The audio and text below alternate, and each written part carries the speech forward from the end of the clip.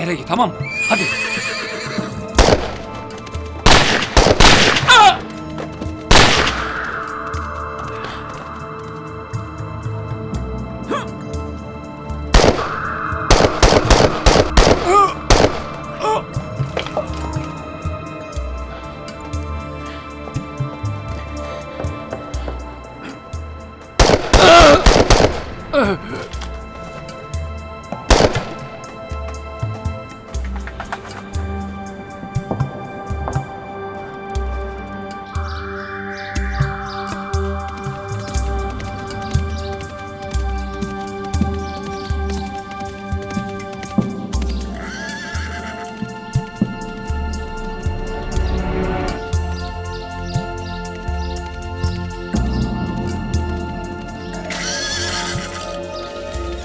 Gel Poyraz'ım gel.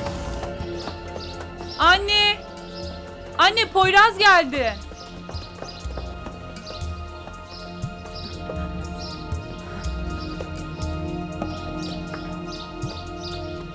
Terlemişsin Poyraz. Bu sefer gelişin başka. Ali nerede? Ali'nin başına bir şey gelmesin. Yok ana.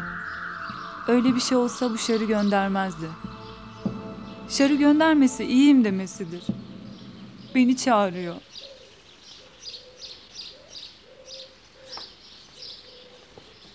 Şer'i göndermesi iyiyim demesidir ana. Gitmem lazım. Beni çağırıyor. Gidiyoruz Gitme Poyraz. Dayım gelmeden gitmem lazım Gitme ana. kızım. Yürü Poyraz. Beni Ali'me götür. Kızım. Beni dinle, gitme. Beni Ali'me götür Poyraz. Nehir. Kızım gitme.